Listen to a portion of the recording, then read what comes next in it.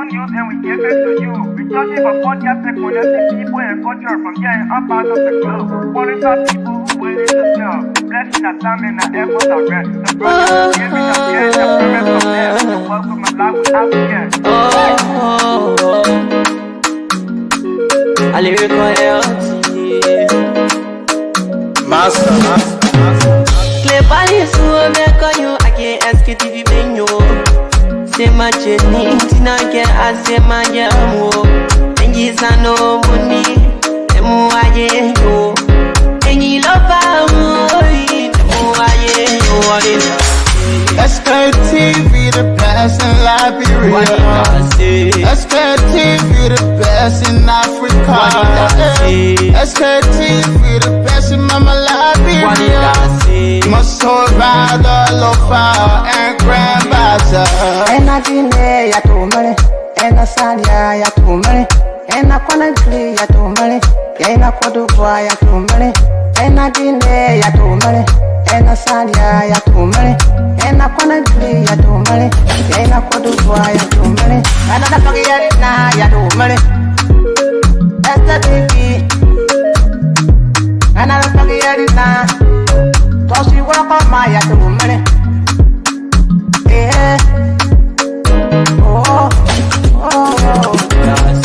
Sktv, the best in Liberia. Sktv, the best in Africa. Sktv, the best in Mama Liberia. Must hold by the lofa and grandmother. There are things we can do. We bringing good news and we give it to you. We talking for podcast and connecting people and culture from getting up out of the club. Calling out people who willing to sell. The flesh, the time and the efforts are rest. The broadcast we giving a real and the promise from best. To work with my life without fear. From Grandfather Nima to Lufa, from Riverside to Raji to Chige, from Grand Crew, Bombing, Kidman, Montserrat, to San to Backwalu, from Maryland, Bonkan to the Mikey.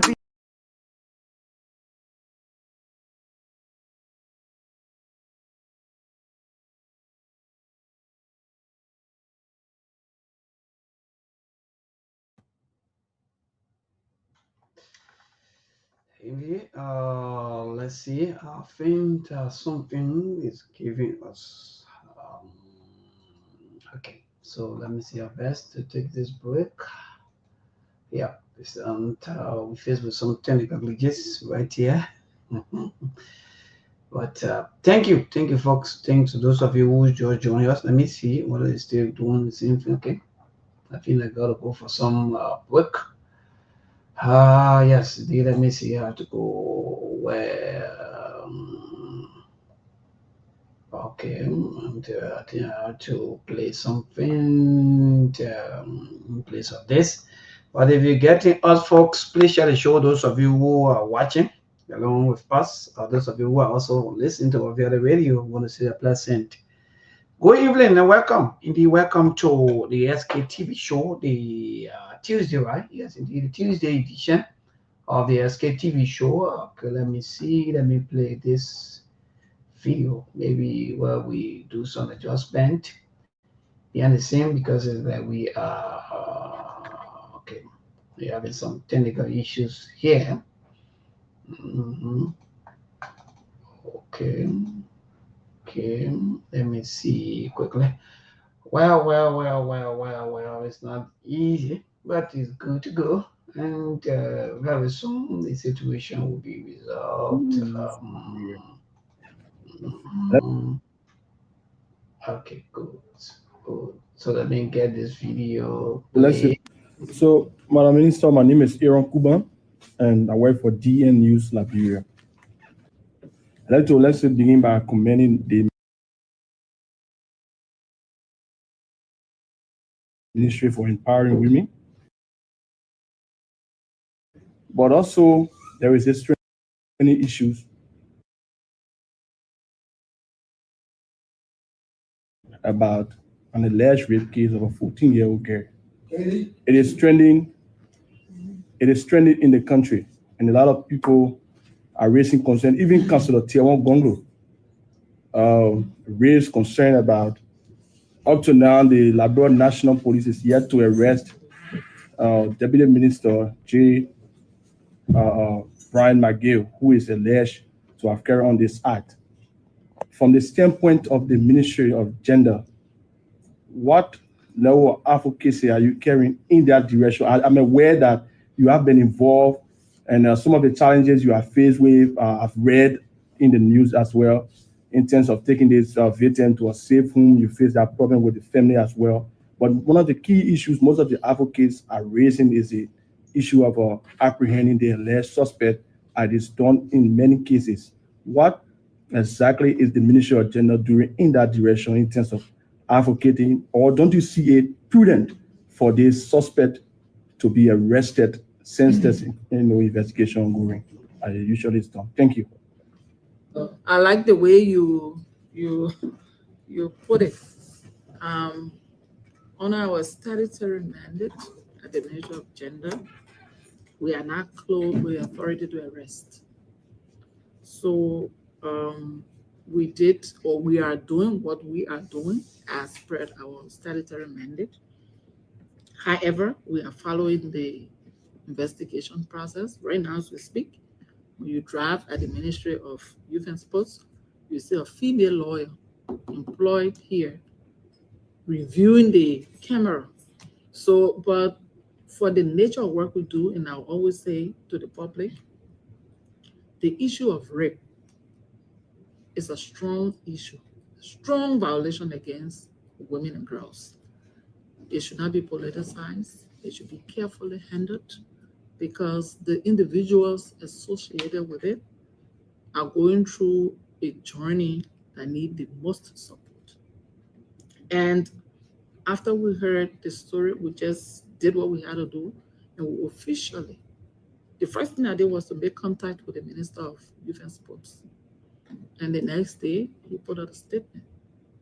We also wrote the police, asking for a transparent process. And from the very day the police got involved, we have a social worker that's working along with the Women and Children Division and following up the case, just as our lawyers here are also following the case.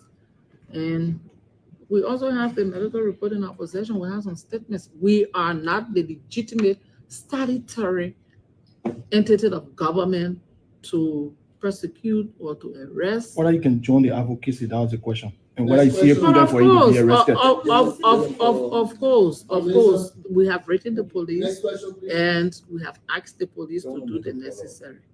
And we're waiting for the report. In our communication to the police, we asked that they should also serve us a copy of that report. However, we have the child in our possession. We are providing her all the necessary support while we follow the investigation process. Thank you.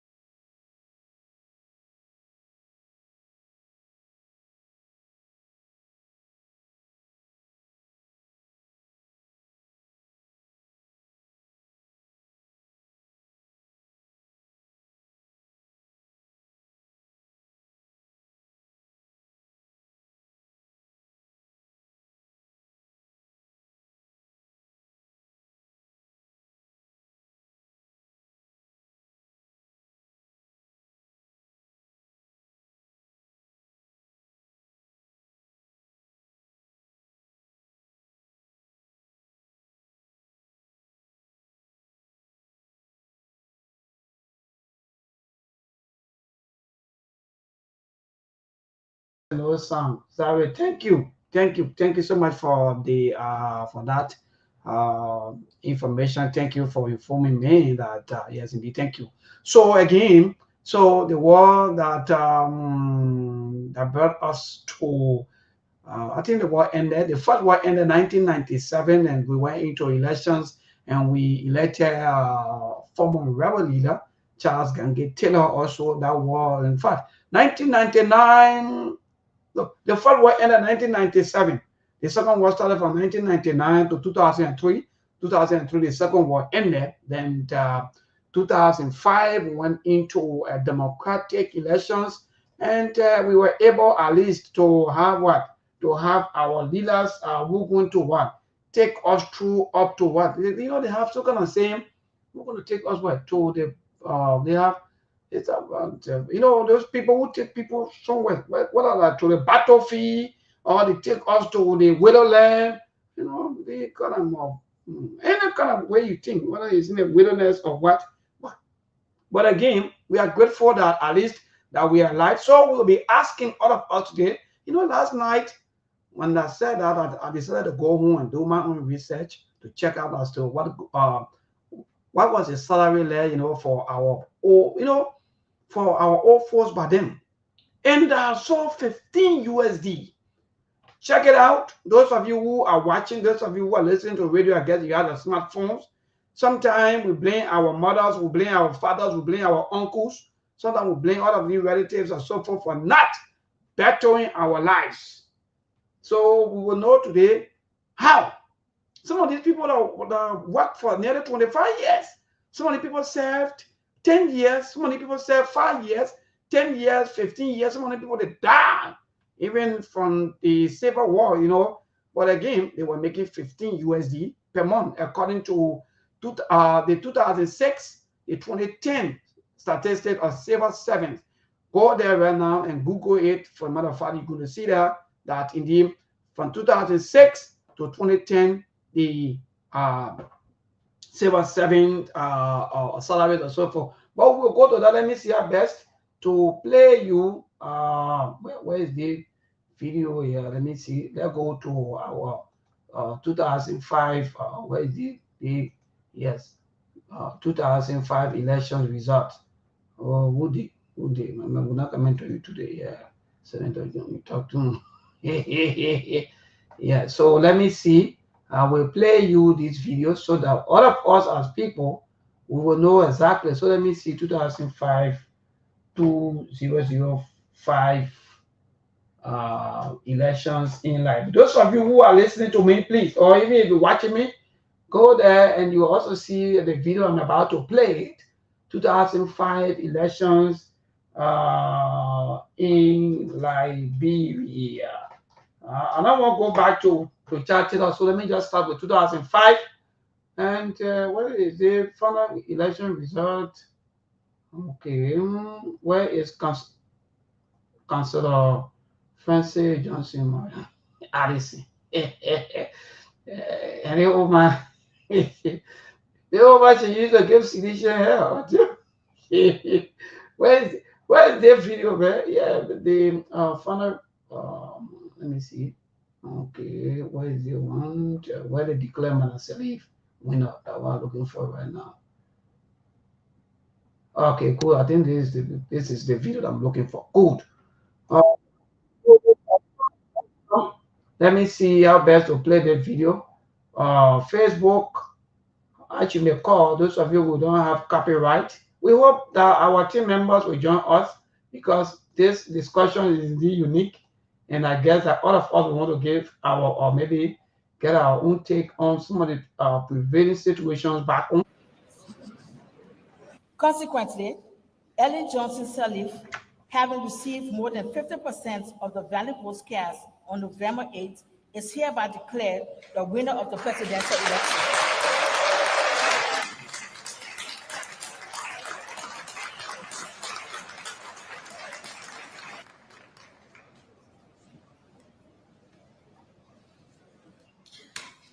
I offer my congratulations to Mrs. Ellen Johnson Sirleaf, President-elect of Liberia.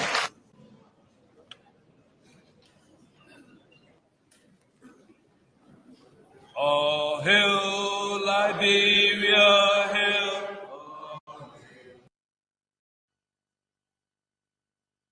I've just said I feel very pleased. I'm thankful to the Liberian people. I'm excited, but I'm also humbled by the awesome challenges that we'll be facing.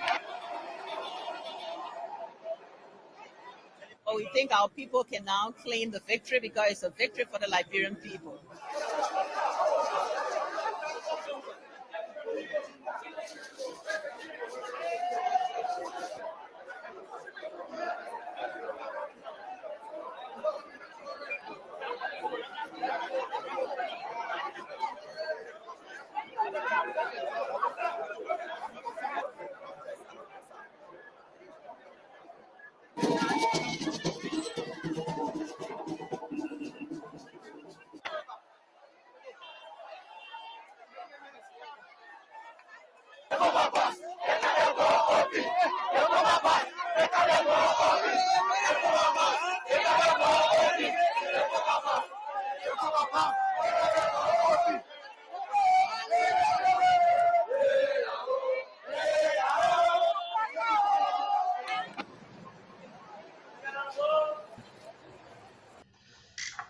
Well, I don't understand, but people are saying they are not getting any sound from the YouTube. Maybe YouTube having their own way of maybe having issues. But again, those of you who've been watching and those of you who are also listening, yes, indeed, that's the result of the 2005 elections, the democratic election that brought us this fight.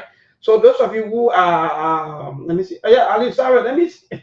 I thought I sent you the links. Ali, sorry, but yeah, it's going to be here quickly because this topic today is indeed unique. Do your research. Those of you who are listening right now to us, we want you to do your own research right now so that you can know exactly how much your uncle, your brother, your nephew, your father, your mothers, how much you were making by them. Then you will know exactly how we got to this position. So we will tell you all of the things we will ask you. What are we heading to as a country? We will play also the video from the past. You know that look, we have to be serious in this country. In this country of ours, we have to be serious. But Ali just joining us while we go into the next stage of our video. Let me see. Let me welcome Brother Ali. Yeah, yes, Brother Ali. Good evening, and I know it's either in the morning or better say afternoon to your end. What's up? Everything there, brother?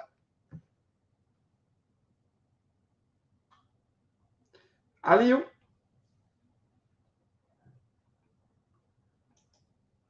Brother Ali. All right, so it's like at least of the line, so the network. So those of you, please just go and do your own research. Save us 7, how much were they making by that? And let me just say this: I also try to search for all of our government officials paid. You don't see that on the internet. That is, I want you just una save us 7 weeks. The country interesting. Yeah, but I just went off and coming. Una Saver 7th celebrate you can see on the internet. Una look, but you can see the other people. But Ali, good evening. Maybe good afternoon from my end, and good afternoon to our listening audience and follower. Ali Masade, glad to be here. How's everything? What's the latest update? Well, my dear brother, so many things to talk about back home. Are you sure? We're always into politics, the prevailing situations, the issue of drugs, our country, the political hurry and putting the policy, the policy maker, what they are into, some of the things that they are doing, the arguments between the LPRC, the Ministry of Commerce, where there are some allegations, accusations coming from other pullers, owner, or people who have their storages and so forth, including the CMC political leader who disagreements with some of the things going on at the LPRC and so forth. But we are good to go. Are you sure? I think our president, I should be asking you now that, because if I'm Liberians, I would like maybe use my voice to also alert to many Liberians who are mostly concerned about their president whereabouts in the U.S. because there are a lot of information that the president is so quiet, in the U.S. In fact, he went there for the past almost, they will be making it almost 2 weeks, and the president is there. So yeah, so people want to know exactly what's going on there. So you got to give us update on that. And also, this rape issue has also getting up to another level now, where we saw some a group of people today protesting, calling on the government headed by uh, Deacon Joseph Boakai to be able to persecute his own official, not to hide him behind the Lord and making other Liberians to go through the law. So there are a lot of mixed reaction to that. And yes, apart from that, also the U.S. rate, as usual, every time we come here, we'll be updating our people that indeed, if you see the sun post, that means the sun go out there where the guys always put the U.S. rate on, you will see that it's 170 to some places. Yes, indeed, 170.5. So yes, the issue arise. Mind you, the president said that the rice should be around $14. So I think rice price, the egg, and the flour, and so forth. But there is news last evening before we take our exit on the show with the mirror gas or oxygen or that have some serious explosions that make people to, in fact, I have a lot of people got wounded, and we are also getting report from the Ministry of Information that indeed one person lost their life, Lebanese national lost his life into that fire incident yesterday evening as mirror gas, oxygen ended. So yeah, apart from that, my dear brother, Liberians are good. They are all going about with their normal businesses. And are you sure? Or in fact, on yesterday evening, we talked about today we're going to go as to how we arrived at this point, and we already started with the old video of former President Ellen Johnson Sirleaf being declared winner of the 2005 elections, and we started with that. And thank God you're here. So far so good. We'll also be looking at the salaries, how much were our people making back then up to now. The same thing still continue, and the livelihood of our people continue to move backward instead of moving forward. So yeah, so far so good. But what say you, everything? Thank God, my brother. Thank God, hanging in here. Yeah, thank you. Yeah, but the president is here, and I will tell you, the president is safe. He's okay. I think 1 or 2 days ago, the president was seen to the late of Sylvester Grace Smith place with his wife. I think he went to speak to her. But the president is here for the United Nations General Assembly, so he had to make sure to go and seek some medical attention to his doctor, all of these things, to make sure that he's fit to go and address the United Nations General Assembly when he opened. But so far so good. I will tell you, the president, he's okay, he's here, and nothing wrong with him. And sooner or later, when everything is done behind closed door and he's fit, he's on his feet, and you people will be seeing some pictorial evidence of wheresoever he is. But for now, everything is done behind closed door till the president can seek his medical attention, all of these things. But he's okay. So far, so good. Wonderful. So far, so good. He's okay and all is well. So, but I'll lead move straight into our discussion today. And I want our people, those of you who are also watching and listening, we want you to also go back, maybe on the internet. If you have your internet with you, start to do your own research so that you can think that we're not making up stories, or maybe we just want to talk just because we want to talk. So we just want to ask all of us as a people, our country, as to where are we? How did we arrive here? But again, Brother Aliu, let's move back to 1989. 1989 was the first war that took place in Liberia from 1989 to 1997. I still to be corrected, but I think that was the first war, and the second war started from 1999 to 2003. And what was the reason that which of course Liberian fought war, and nearly 250,000 people lost their lives.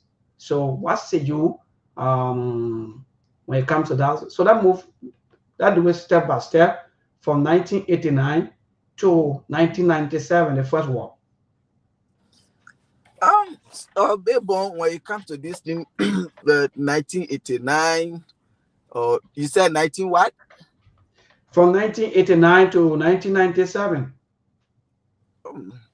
I stand to be corrected. Well, I think this war came in the country wherein some of us we grew up into war as children and were totally bundled all around.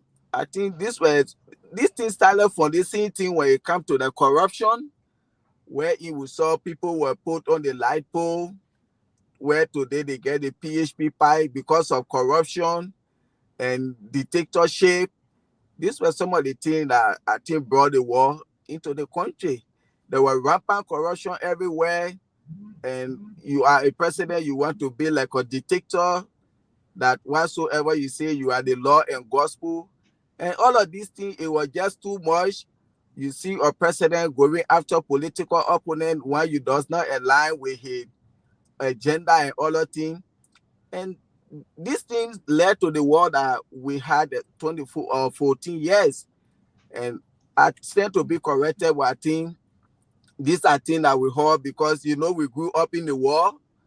Well, these are things we heard people saying that led to the war: rampant corruption or dictatorship, no freedom of speech in the country. You don't have no right when you doesn't align with the party at that time. You want to do anything, they will go after you, everything. It was like they were trying to just have a one-party system, and people were trying to have a multi-party system that everybody, you have the right to form your own political party. I think these were some of the things that got us into the crisis at that time. I stand to be corrected. Wonderful, my dear brother. You are quite correct. These are reasons that quote unquote, but then the should we call them the what kind of name the people for Savedo? But those of you who just what kind of name they used to call themselves? I can't tell. I can't. No, they used to say the aggressive. I'm talking about what aggressive, progressive. Good. They progress that they were looking for. So sorry for that one. I mentioned his name, but actually these are things that quote unquote the progressive. They think that maybe by the time they put themselves together, they're going to make sure that at least Liberia get rid of all of the corruption. But I tell that's the fact. We fought war that killed 250,000 Liberians just because of oppression, nepotism, widespread corruption, freedom of speech, intimidation. Like for example, today, what I heard today coming from the MCC that alleged that some Unity Party partisans, in fact, they went on go slow that, I don't know, some Liberians, quote unquote, that they are accusing them of supporters of CDC, that they should be removed from their various positions. I saw that today. The same chill went in me. I said, wow, what can I call? So we fought war just because of rampant corruption. Rampant. These are reasons. War number one, that was from 1989 to 1990, 1997. And that ended, Brother Aliu. So let's move now, because we want to make the entire conversation so that our people will be able to understand. We don't want to bucket you with all of these things. Then we'll come back to Sktv-Lib, the issue of Civil 7 and so forth. So, Brother Aliu, we fought war just because of rampant corruption, oppression, people not giving freedom, people are not given right to serve their own country. People feel that, in fact, certain group of people should serve, certain group of people should not serve. So because of that, the progressive, as my brother Ali stated, these were people, by them, they were very strong. They see soup today. That's the same militant style that soup is in today. That's the same style by them. These people used to stand up. And by then, when the military ruled, if you stand up, they jail you. Tell me, who's going to stand up for you? In fact, by then, Brother Ali, I think they used to use Is that a military code of law or on the code of what? Yes, I think that's what they used to use, right? Yes. Good. So they will use that against you. And the government are there, you or that person by them to be judging you and say that in fact that you either you right for doing or even the way today, the way some of the things are happening. So Liberia went to war because of almost similar things today that we are experiencing. So that war number one. But I didn't go back. Maybe if we fought war because of corruption, oppression, there were no freedom of speech, and we about 200 or so more thousand people lost their life because of this thing. And now today, I think the corruption is even more than before. So, do you think it was really necessary for us to fight war for corruption, oppression, or freedom of speech and this thing when they think they are now double, triple than even in 1989? Do you think it make any sense for us to fight war at that time? So the question is good, 100%. I will tell you no. Be no for me up to date. In fact, even up to now, if I even hear about Liberia fighting war, I don't get it. I don't see the reason because you just said that, my dear brother. All of these things are double times two. Everything that we fought war for, there was no reason. Because of war today, we destroy almost every little thing that we were building. Because of war today, our schools, every fabric of our society got damaged because of war, because of disagreements. Because certain people think that they are the one that in power, they are the one that should control. They are the one that own the country. And when there is no peace, no one own country. Everyone own the country where everyone have one understanding. Everyone can freely participate. Everyone can freely associate. Everyone can freely take part into the governance or the government or things of the country. So, Brother Ali, the war we fought for me, I will call it senseless war. And all those people that brought the war on us, even if God can even punish them time too, he should even do that. Because there's no reason. Today, see where we are today. And brother, we gone from even I don't know, from good. Let's just assume. During those days, they said because the West Front were up, this and that, so they put themselves together, and in fact, they brought war and this. Where are we today? So no need. But again, that's why we're really happy. That was 1989 to 1997. So let's move on. The quote-unquote the liberator, Charles Ganget Taylor, one of the rebel leaders, who also brought in the war. Quickly before I go to that, brother Ali, let me ask you, who is the president from Rwanda? Rwanda president? Yeah. Is that Paul Kagame or who? Good. Paul Kagame. I just wanted you to know who was Paul Kagame. I think he was a rebel leader too. Good. A rebel leader. Paul Kagame. A rebel leader. When you liberate your people, or even after fighting, there should be a good reason and say, yes, I think even though we fought and sometimes the reason people can fight in homes, marriages, everywhere. Some people have disagreement. Wonderful. People die. In all their lives, they will not come back. That are gone already. Former President Charles Ganget Taylor were in power. What was your own experience, Brother Ali, from 1997 to 2003? Oh, actually, Mabel, you see the issue about Charles Taylor, because for me, I was from the NPP belt. That was my president. And Charles Taylor, he came as liberator, and he came with the war. After the war, he became president. But everybody had their own way to think, how they want to think, they get right to their opinion.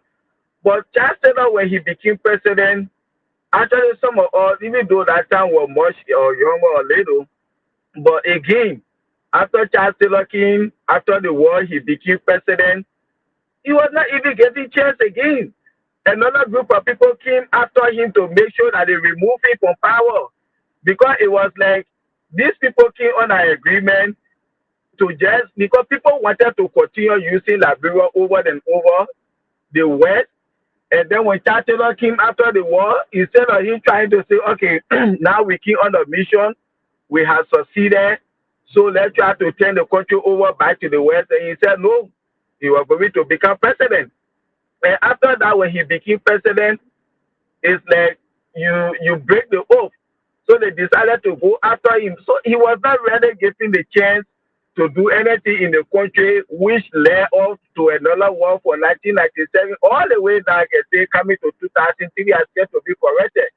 To me, Chancellor was not given the chance. So that's why he couldn't do nothing much in the country at that time. That's how I think and that's how I feel. And I said to be corrected. Maybe other people will say, no, he was given the chance to do this, to do that.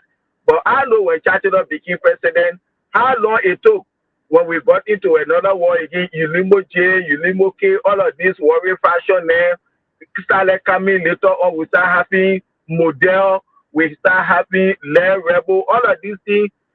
So for me, there was no chance given to him to do anything. So he couldn't have done anything because you Mayborn, you can't just become president and certain people say no. We don't want Mayborn there because we keep with our plan that when we remove Masale, we were to get a place there to certain group of people that send us, and then Mayborn say he wants to be president. So that same group of people that send us to come and remove Mong, and then they started to support and other people again to remove Mayborn because it was not a plan for removing Mong. So he was not getting the chance. That's how I think, and that's how I feel. That's why he couldn't do anything more for the country. I said that's my own thing. All right, good. But I think, look, I like all of you who are also listening, people. You can also comment if you have anything in mind that maybe that you want to chip in with. Just tell us exactly. Yes, and we can also be reading the comment section as well. Yes, yes, indeed. Because I see Sheikh Soko. I think yes, indeed, your comment is look. Just continue Sebastian, William, all of you. You just read your comment and trust us. This evening we'll read that. But Brother Ali has a series of questions to ask you. But you know the reason I brought in Paul Bigami?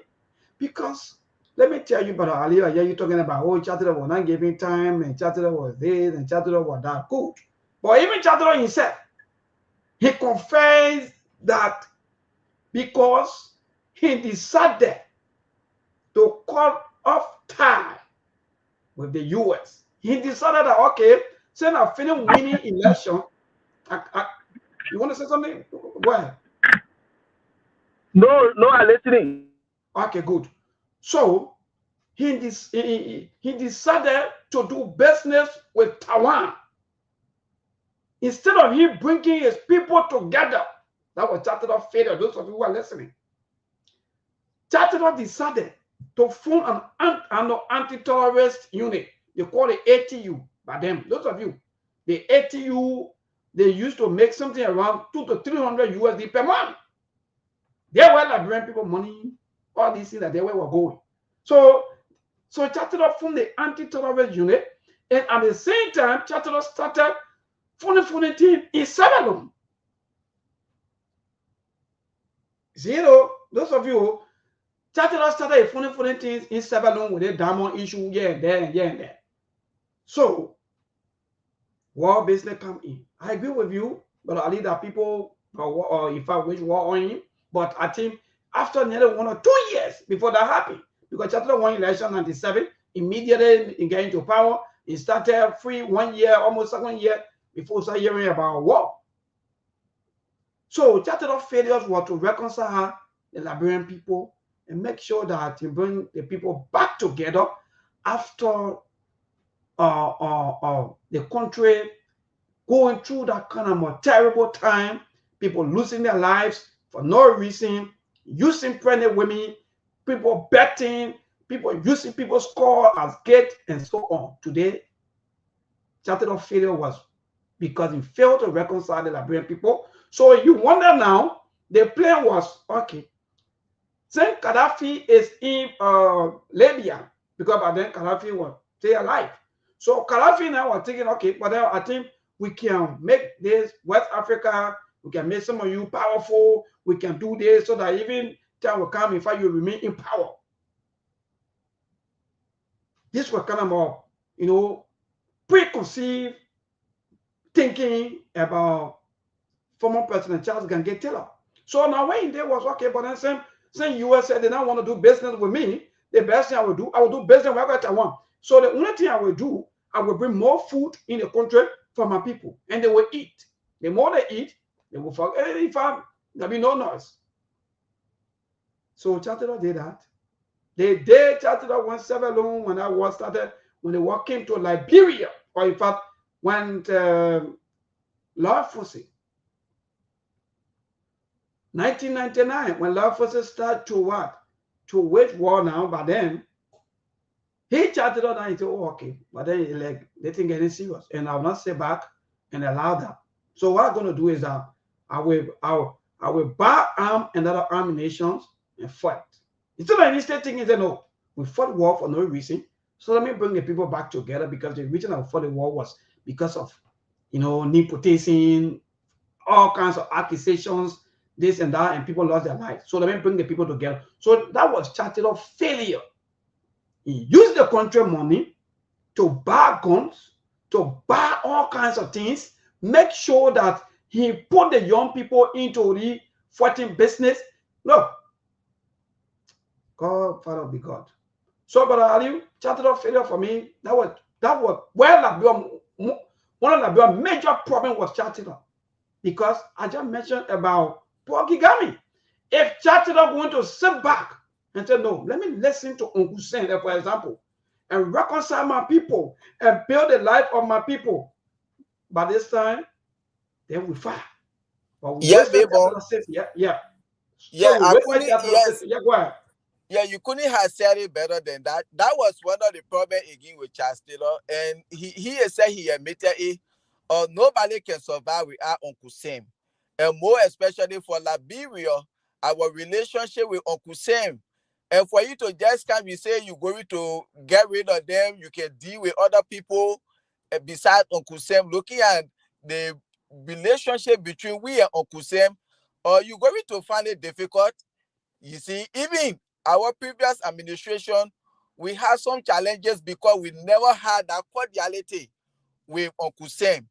And now this government is trending on the same path, and they had to think, or else they're going to face the same challenges like the previous administration. If you don't have that cordiality, that good relationship with Uncle Sam, more especially for us, our country, we are going to feel it.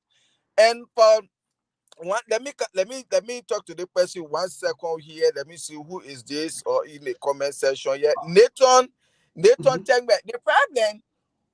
If we say, oh yeah, the president had to seek medical attention and other things. Wait, first of all, like me, I'm in America here. Every month I had to go for my doctor visit. You don't have to be sick before you see a doctor, and this is why in our country sometimes people can just die. They will be like, oh, the person was in sick. They only said their hair was hurting. The next thing we heard about their death. Why? Because we don't even say go to hospital for doctor to tell you, oh yes, or you get so and so thing happening. You need to take so and so prevention, or else so and so time you will start to face this problem. We only go to hospital when we are sick. And here we don't go to hospital when we are sick. Okay, certain time you have to go, you get your time, you have to go see your doctor for checkup. You don't know the time you left for your doctor, what have been growing in your system, you don't know. And this is why we always go for our doctor visits, so we can always be updated to know what is happening in our system. So if I say the president had to go and seek medical attention, you don't have to be sick, where people had to come and be looking at you before you go to the hospital. President Bwaka will not come to America. We are going to see a doctor. That's a blatant lie. He had to go and see a doctor to know his system, how he's looking. You don't have to be sick.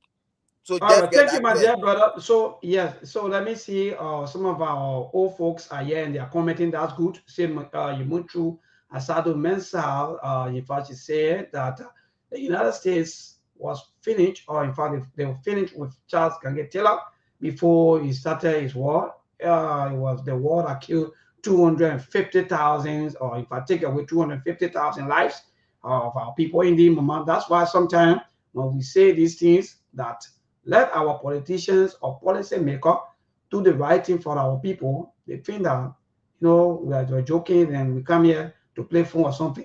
And say, Miata say, what are you? Oh, yes, we got to talk about Chartered Up because we started everything from 1989 up to where we are today. So even no matter what you do, there's no way they can easily get rid of. The only time that you can get rid of the old stories, except when the person who controlling you do it far better.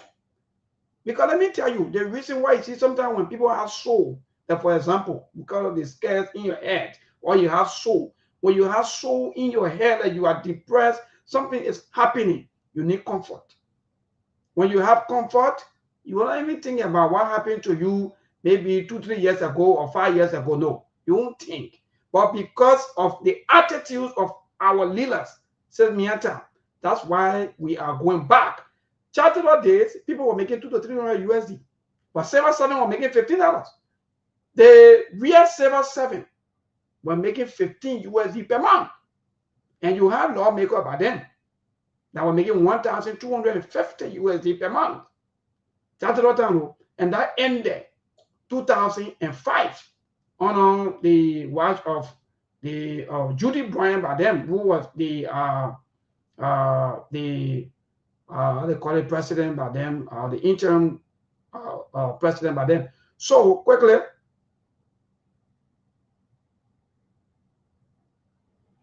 yeah. So, but I just so quickly before we take leave of Charles Taylor and transition to Manasseh Leave, where then from there will come back after the news break, move to George Weah and that of current President Joseph Yema Boakai. Then we'll activate the lines, or we'll go straight to the line to interact with our people as to where we are today. Even if possible, we'll play the video also from Nepal. But I'll let them move back quickly. So, charted of failures and everything, mind you, the monk can always say, every 6 years is not joke. Every 6 years is not joke. And Liberians always joking with time. When they give people positions, that for example, they will tell you that, let's wait until when these elections come. That's the time we will take actions. Maybe we'll quote unquote remove you, or maybe we'll take it from there or so on. But let's move back quickly. Chartered in his own lifestyle, he was able to control Liberians with certain style. For example, the issue of food, because there are no development. I can always tell people, Chartered there are no development, so you don't expect someone who are not developing to just sit down and not do nothing. So what was the strategy like, Brother Ali, quickly before we go, or before we transition to Manasseh Leave? Yeah, come again, maybe when you say what? What was the strategy like of Charles Taylor controlling the people with food? But then, because mind you, by then copper rice and all this time used to be something around 2 for 15, Kobo used to be 25, and so forth. Yes, he said he used to use the people with food, and that was one of the things. So Liberia versus our stable food, yes, and Taylor know there were other wars that fought in this country, other things happened because of rice. So when he came, you know, we just came from war, people are hungry. I think even the butter rice, that time we're eating butter rice, they say, oh, rice price going up, which was the 100 kg, the big bag. Then maybe that rice are gone maybe to 700. And the moment Indeed, a lot of time there were not 25 kg. Yeah, there were no 25 kg, only the 100 kg we were having in the country, the butter rice. And the moment President Taylor speak, he say, I want to see the rice spread down. Sometimes the rice spread will come down to say somewhere 550 and all, the 100 kg. They city with gasoline. So that one of the strategies that he was using, because he know all of government, they have serious issue when it comes to the rice riot and all of these things. He said, but then let me see what I can do to always make sure that we get stable, we get enough food in the country, and our people can provide for them to buy their stable food to eat. And you were just talking about the salary structure of government officials by that time. During Taylor administration, you never had representatives, senators making $4,000-5,000 even. Everything was below $3,000, even $2,000. So So this was some of the strategy he used. Our people, that's why today, when 2029 comes, you will see people, the only thing, there will be scarcity of rest on the Liberian market, and then later on, everybody keeping it for camping town. And that one of the things Liberia we had to graduate from, they issue about rest. That politicians will always give up food and will go vote for them. Because people see it as the only strategy they can use to get voters by giving them food. So that one of the things President Taylor did, make sure you provide food for the people, the country, stable food. While you're doing it, there will be no loss. Wonderful. Thank you. So quickly before we go, my dear, but let me also join you to say, yes, indeed, that was a strategy, and that strategy work on our people. And our people, they enjoy it, even though they don't even know what they call electricity back then. There was no electricity.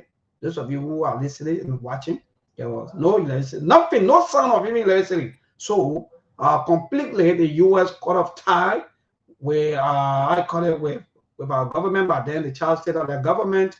Even they had to be George Bush. Well, not George Bush Jr., right? Yes. George Bush Jr. who had to pressure Charles Taylor to leave. Because Charles Taylor felt that in fact you already having all of the money and so forth to buy arms and ammunition. And so, in fact, he was even willing that, in fact, we should fight war until throughout. But U.S. said, no, we can't be here until the country gets damaged completely. So, Charles Taylor, you have to go. And that fateful day, myself, I can still recall, but then we were living somewhere around the, where they have the PHP now, the PHP Park, PHP there, around there. So we had to go there at our cost, before we wake up in the morning time, we saw all of the submarine, everything, and we heard our Charles Taylor were leaving that day.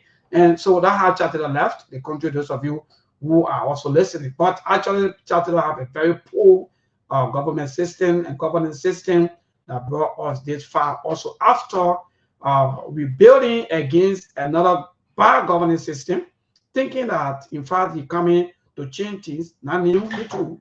You're going to fall to the same thing and even make things worse. So again, I move. But then we'll come to 2005. 2005, Liberia now after the Civil War, disarmaments and so forth, people say, okay, now it's about time that now we bring in a I don't know how I can call it, the CC economists, right? And those of you, so we're gonna bring in the CC economist, the woman who have all of the contact, the woman who know everybody, the woman who have the vast knowledge, the woman who can better structure all of our system and make sure that she put Liberia back on the map and make sure that Liberia is maybe one of the best in West Africa. We went to the pool 2005 and voted Madam Ellen Johnson Sirleaf. But I'll leave that go to a first tenure from 2006 to 2010. There are so many things happening right in between there. Madam Sirleaf had to go back to the U.S. and say, okay, I think there's about time that all of our brothers and sisters who are residing in the U.S. come down and be able to contribute to your country, because all of your structures everywhere, all of your system, everything damaged. So they come together and build our country and build our system. So she brought in a lot of them, including even the former finance minister, I think, Akinwere. She brought in even Dr. Koto. He was heading the education ministry by them. But I moved back to their salaries and so forth. But she brought them as people, like, for example, experts. Because I don't think, because most of them are by then, because most of the informations are all still coming back through media. Some of the online platforms, some of the newspaper used to bring about this story, like people were making 10,000, people were making 5,000, people were making 7,000 allegedly, just because there are people who quote unquote, she claimed that they were leaving most of their Google works, according to them, to come back home to contribute to the country. But what say you, Brother Ali, in the midst of all of the struggle of our people after the war and bringing experts to come and contribute to their own country? Yeah, thank you, Maybon. Yeah, before I go to the issue, let me address something from the comment section. Yeah, the reason why we're talking about child status here today, I think we started with what brought the war from 1989 to 1990. Yes, it was because of rampant corruption, oppression, freedom of speech, and of government seeing himself to be a dictator. And we went to child status, what led to his failure. I think Melbourne said it right. Because you can be a president of Liberia, most especially, I'm talking about other country. But for Liberia, and then you don't want to have any good relationship with Uncle Sam. And you can do that because they will say, oh, Uncle Sam is not doing anything for Liberia. But when you go check today, how many countries can even finance your budget or can contribute to your budget? Now, Uncle Sam, you will be a president that you want to get rid of Uncle Sam and deal with other people. You are going to suffer your country. They are going to strangulate you. And we see a government that is in power today, they are going on the same path. They want to go to China, they want to come to Uncle Sam. They want to go to China, they want to come to Uncle Sam. And that's not going to be good for our country. The innocent citizens will suffer because you people are making huge salaries. So our present administration, they are going on the same path of President Taylor. And he said it was one of the greatest mistakes he made by putting Uncle Sam aside, and he thought he could survive by dealing with other countries. And he advised every other government, when you come to power, don't try it. So these are some of the reasons we are talking about child status today. And to the question about Madam Salif or taking people from here, America, other parts of the world to go back to serve their country, it was not a bad thing, but she destroyed our country today when it's come to the too much corruption. And she said it. She felt that she could fight corruption when she took people there. Oh yes, you will take Aliyu Masale from here, looking at how much she was making. He going back to serve the country, living a family. So I think I had to pay these people huge salaries so that they will be able to focus to serve the country well. And this is how our country was destroyed today, up to today's date. And you were just talking about the salary range during President Taylor administration. Madam Sadi was the one that came and started paying people huge salaries. At the end of the day, what she said was, oh, you're sorry. I thought I could fight corruption, but corruption had become public enemy number one in my government. You see, if somebody want to go back to go and serve, go and serve your country with passion. Okay, you shouldn't go and say, oh, because of the salary, oh, I will be able to go. Why you think today, Mabel, people said they went to school in America, they get all the degree, but they can't work in America. Only in Liberia they can go and work. Because why? Madam came and carry salary up today, and people feel to themselves work that you can even say do here. To make some kind of $3,000 you will do it in Liberia, they be pay you up to $10,000 to $15,000 at the end of the month. This is why you see people leaving from here, going back to Liberia. They Yeah, are thank not you. going. Thank you, brother Ali. I don't want you to reserve. I don't want you to reserve. Salary that they are wasting there. Yes, brother Ali, I don't want you to reserve all of your comments because actually those points that you are raising, indeed, they are 100% important. So let's go for the news. After the news break, we will continue from there. Come to former President Weah and we'll cloud with our own DCOM, President Joseph Yema Buaka. Thank you so much, man, dear brother. So let's go for news break. Thank you. Thanks to all of you. Those of you who are watching, we're about to take this break, and trust me, we'll come back. We will continue with the SKTV show.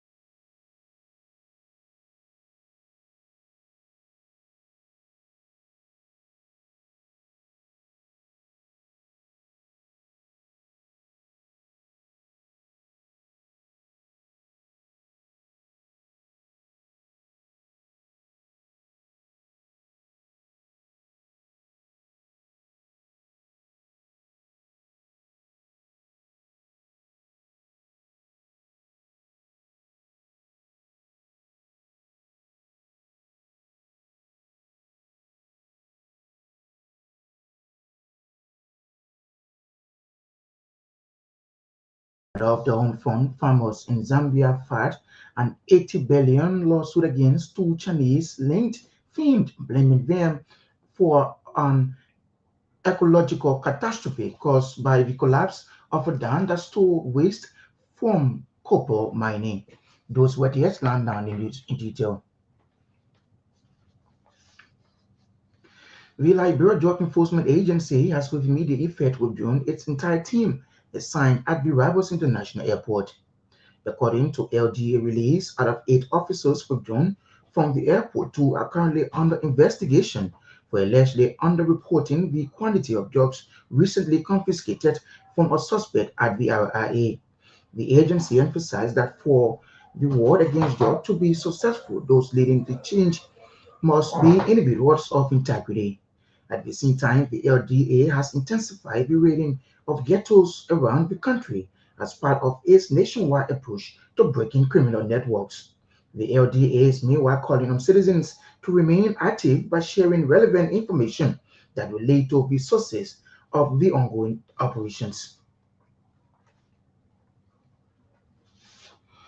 In a related development, a 29-year-old Nigerian national, Chingozi Obena, has been apprehended at the Jacksonville checkpoint while traveling from Monrovia to Sano County. Authorities at the Jacksonville checkpoint seized 5 grains of kush, a type of marijuana, which has been estimated street value of 2,600 United States dollars. Obina was traveling in a white vehicle marked A532151 when LDA officers conducted a search that led to the discovery of the drug concealed in a bag belonging to him. He was arrested on September 12 at around 1:45 p.m. Chief Justice Yami Ngbese has admitted that the court have been commercialized, thus making the people flee because of fees attached by some clerks and beliefs of the judiciary. Chief Justice Ngbese, according to RCA judicial correspondent, said that all staffers are employed and if they are not satisfied with salaries, the market is open for them to go and do business.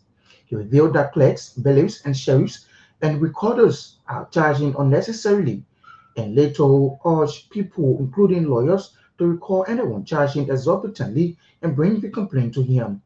The priest of the High Court for the court that said he has constituted a 4-man standing committee headed by assistant court clerk to carry the complaints to all staffers engaged in changing people. The political leader of Citizens Movement for Change, Representative Monsa Baliti, has accused Vice President Jeremiah Kuhn of orchestrating the reduction of storage fees at the Liberia Petroleum Refining Company. Baliti claimed that Margibi County Senator Emmanuel Nukwe and Bon County Senator Prince Moi have a significant influence on Vice President Kuhn. Speaking Monday when he appeared on a local radio in Monrovia, Baliti argued that LPRC has no authority to impose additional charges as they only inspect the petroleum products brought in the country while the importers assume a risk of any damages. He accused members of the Bwaka Kun administration of targeting his business, including VP Kun, Senator Moi, and Nukwe, who he said lacked knowledge about the role of the LPRC. He warned the Senate of any interference, stating that doing so would be tantamount to undermining governance.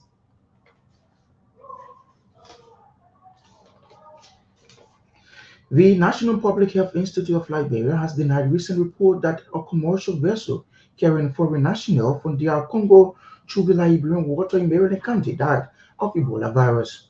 MPO Director General Dubois Chris Yan told journalists Tuesday in Monrovia that the vessel in question did not dock within the Democratic Republic of Congo. He lamented that there was a reported dead body on the vessel, but said passenger did not die as a result of the deadly Ebola virus. Has been speculated in the public, the National Public Health Institute of Liberia boss Dr. Yan indicated that a thorough simple test was conducted by a team of trained medical practitioners on the body at its international reference lab and later proved negative.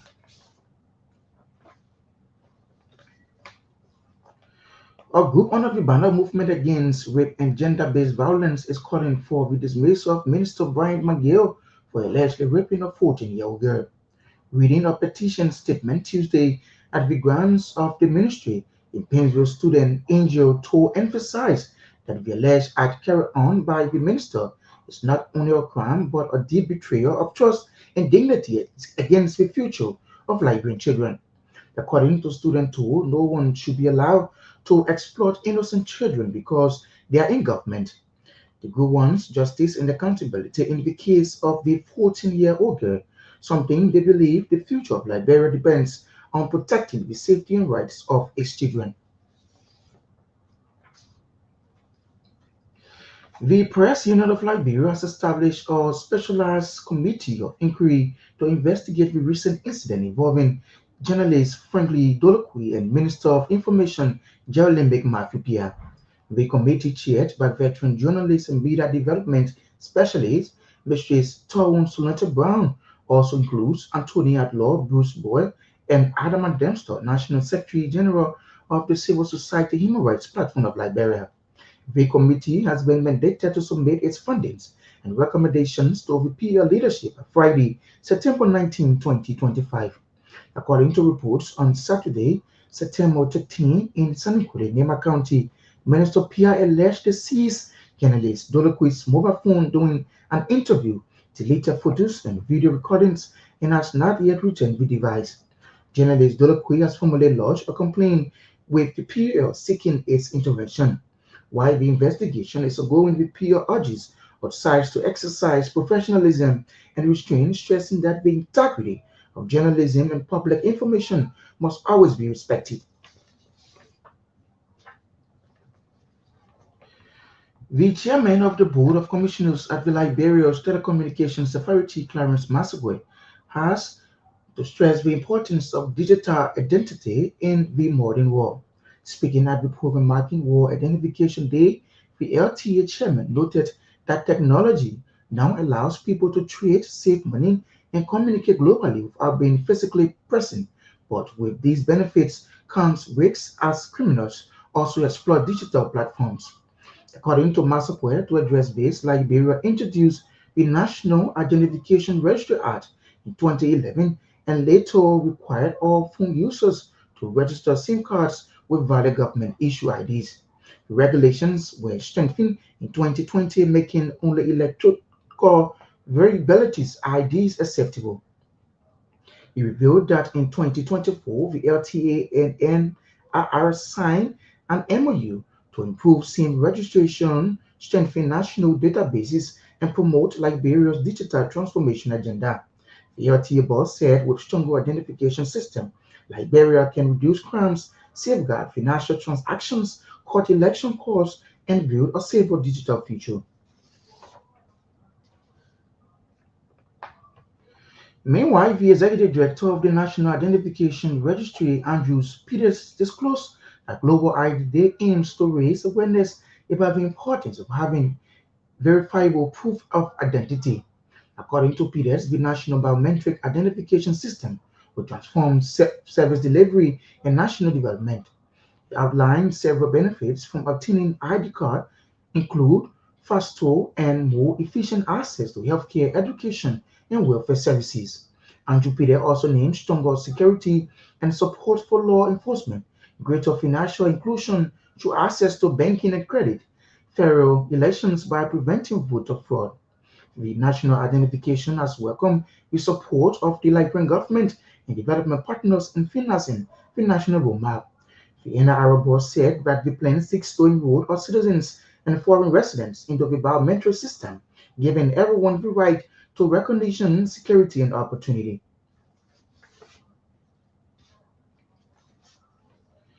The Liberia Karate Federation has made a passionate plea to the government of Liberia, specifically the UN Sports Minister, for assistance and support. The federation, which has been in existence for over 35 years, is seeking materials and resources to facilitate its smooth operations. According to Joseph Kerr, chairman of the Liberia Karate Federation, the organization lacks sufficient support and faces challenges in acquiring a suitable practice space for its participants, stressing the Federation also needs office space and adequate support for its executive members to operate the Federation. Core emphasized that Liberia Karate Federation is to have a significant impact on competitions both nationally and internationally, emphasizing the Federation's training aims to reawaken and promote karate in Liberia. Meanwhile, Black Belt holder Master Justin Nanti has expressed his commitment to the Liberia Karate Federation, highlighting his 40-year involvement in karate. He emphasized the need for support and resources to promote the federation both nationally and internationally. The leadership of the National Union of Hospitality Aviation Commission, that's Communication and Energy Workers, has commended Deputy Minister for Manpower Planning at the Ministry of Labor, Stephen Koluwa, for the outcome of the recent investigation conducted between the management of the National Beverages Trust Services Company. The organization restored Minister Stephen Koluwa deputy for his professional handling of the complaint as an independent, balanced, and uninfluenced judgment, urging the other officers of the ministry to emulate his good examples. The statement came after an investigation of a complaint filed by the workers against the company for bad labor practice, mass wrongful termination, highlighting violation of several provisions of the collective bargaining agreement in the institution. The National Union of Hospitality, Aviation, Communication, and Energy Worker views the findings, determination, and recommendation of the report as a victory for the Liberia justice system and signals the dawn of a new day in Liberia labor dispensation.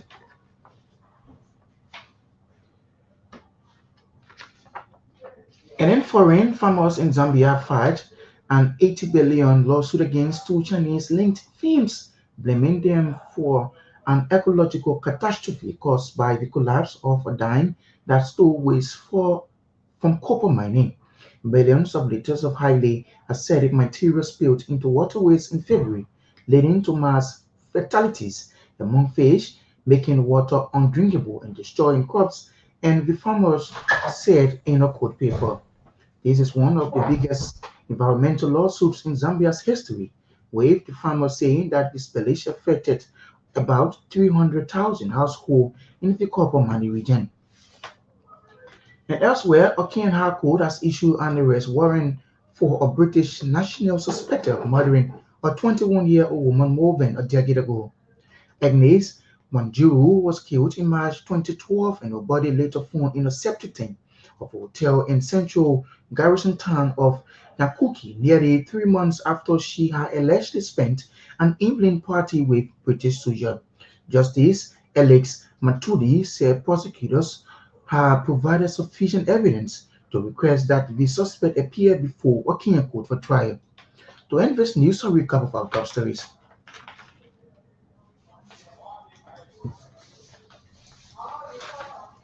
The Liberia Drug Enforcement Agency withdrawn its entire team assigned at V. Rivers International Airport. Chief Justice Yami Gbese admits that the court have been commercialized, thus making people flee because of fees attached by some clerks and beliefs of the judiciary. The political leader of the Citizens Movement for Change, Musa Hassan Belete, accuses Vice President Jeremiah Kuhn of orchestrating the reduction of storage fees at the Liberia Petroleum Refining Company. And of the Home Fund, farmers in Zambia filed an 80 billion lawsuit against two Chinese-linked firms, blaming them of an ecological catastrophe caused by the collapse of a dam that stole waste from copper mining. That's RCA News Bulletin at 7. I'm Josh Boy. Good evening.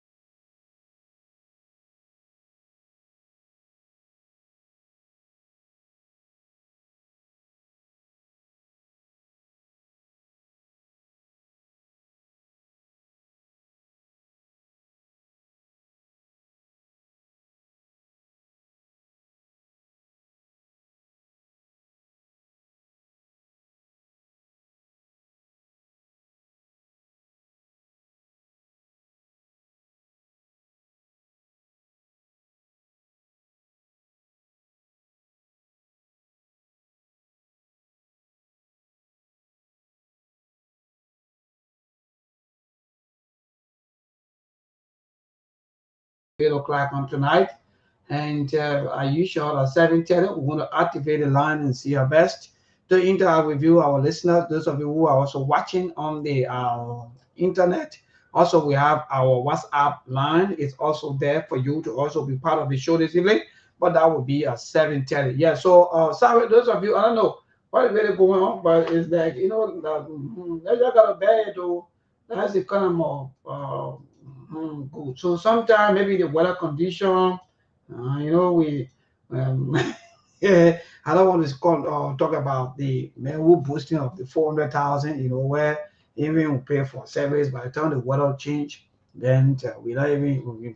Sorry, Semiata, is something is happening, but please, those of you who are watching via YouTube, also thank you. If you're watching through the Facebook, let me see. I want to go for brief in, brief out. But I don't know what about Ali getting me, but Ali, I'm seeing you like someone who is having some issues. I'm hearing you. All right, so wonderful. So we're back after the news break. You were in flight when we went for the news break. So we're back. You can continue from there. You got no need for us to go to anything beside that quickly so that we'll be able to transition to that of the former president and the current president before going to the line. So yes, continue, my dear brother. Yeah, thank you, Mabon.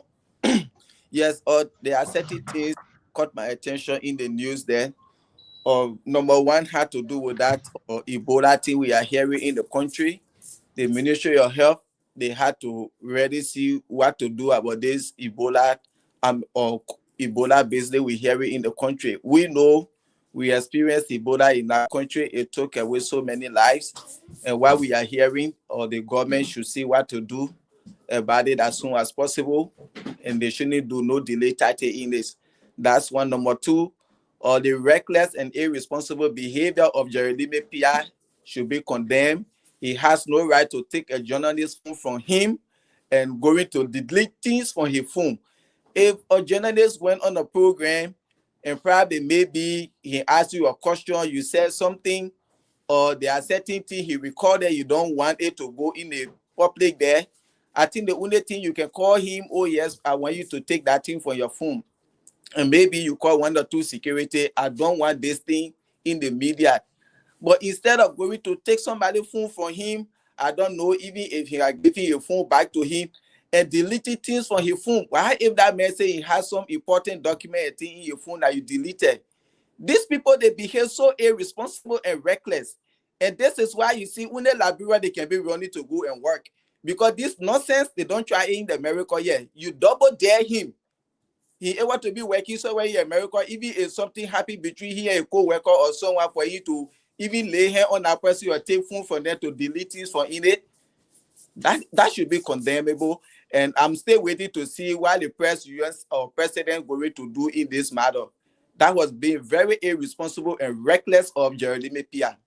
Back to the issue that we're discussing about Madam Sedi taking people back to the country to go and serve the country. Maybe I will tell you, 75% of Liberians that live from America, Australia, Canada, Germany, and other parts of the world going back to serve the country. These people, they are not going back to serve the country with all their mind. They are not going to do it. What the word I want to say is, I'm lot of this world. I will get it. With passion. You see, when you want to go, anything you do it with passion. But people are going back to Liberia today to work because of the huge salaries, the benefits and things they are getting. Some of these people, they are 1 month salary in Liberia today is equivalent to some people almost 6 to 7 months salary. You look at one person, you pay him $15,000 US a month. If somebody were working in America, they're making $3,000 US a month. You know that how many months salary there? These people, they are not. This is why we say Madam Sedi was the one that destroyed our country today, that make that country had turned to a place that everybody want to go and still it is a corruption ground. During chancellor administration, you couldn't see no representative or senators, ministers, directors, managers making up to that kind of money.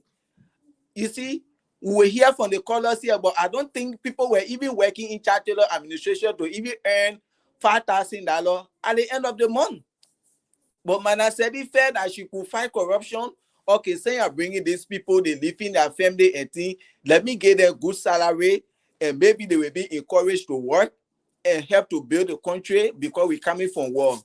And corruption was just something like in her government, and everybody was just stealing. Her first 6 years, she tried at least, but the second 6 years, corruption was just everywhere. Even her own children, at the end of the day, and she took responsibility of whatsoever that happened. And this is why today, okay, you ready for us to go to George Weah and Joseph Boakai. But the issue about Manasedi administration, she destroyed our country today, that make today corruption have become widespread in our country. Because she failed to herself, pay these people big salary. Even the America you took them from, the work they were doing, they were not earning such money. Who in America here can make $15,000 US a month? I would like to hear from other colors or people in the comment section. Who in America here making $15,000 US a month? That Manasedi were paying people $15,000, $20,000, even up to $30,000 people were making a month in her government. And this is why today you see Liberians, we will sit on all the social media platforms, we run our mouth, the moment of government win, and we run it back now to go and get a job. You see? Because we only doing it because we feel when we go over there, oh yes, I'm able to go and make huge salary, I'm able to steal, and I will not account for it. At the end of the day, I come back to America, I come back to Australia, Canada, and other parts of the world. 75% of Liberians that go back home, they are not going home to serve the country, to work with passion, to see how many Liberians are left from here to go back home, to change anything in our country. I stand to be corrected. As far as all right, yes, thank you. Let me just check in quickly. Then we transition on to former president. We are quickly before the current president, Deacon Joseph Yimam Waka. But Ali, we just knew everything because you after war, there are a lot of helps. There are a lot of people around the world. In fact, Liberia were old. Let me just say this to some of our young people. Maybe some of you who don't understand these things. Liberia was into debt. After the war, most of the people, in fact, with all of our debts. Today, we're in almost 2 billion, or maybe almost close to $2 billion debt again. But let's move back because when Manasedi came in, like as stated from the beginning, that indeed people believe that indeed she would change everything and she would better the livelihood of our people. So when she took over, like Brother Ali stated, she brought all of her friends. That's good. But all Liberians, let me just say that way, brought all Liberians, who should know, those who are qualified, those who can better do the work. But I yesterday, man, I said, crap. And even this crap, the education system of our country has mess. On her watch. It was on her watch. And she was hugely supported. So, in short, what we are saying is that all of the monies, all of the helps, everything that comes just because of the war we fought. People say, almost like when your wife gave birth, or maybe your woman you gave birth, or something, people come to you with kids and so forth. So all of these things were coming back to back just because of Liberia. These things were not coming just because of individual. Let me tell something today why you don't understand. So when these things come, the madam, the brother administrator, she brought in those Liberians who claim that they're experts. And today, they left us into a very huge wage bill, which of course today we are paying salaries more than developing our country.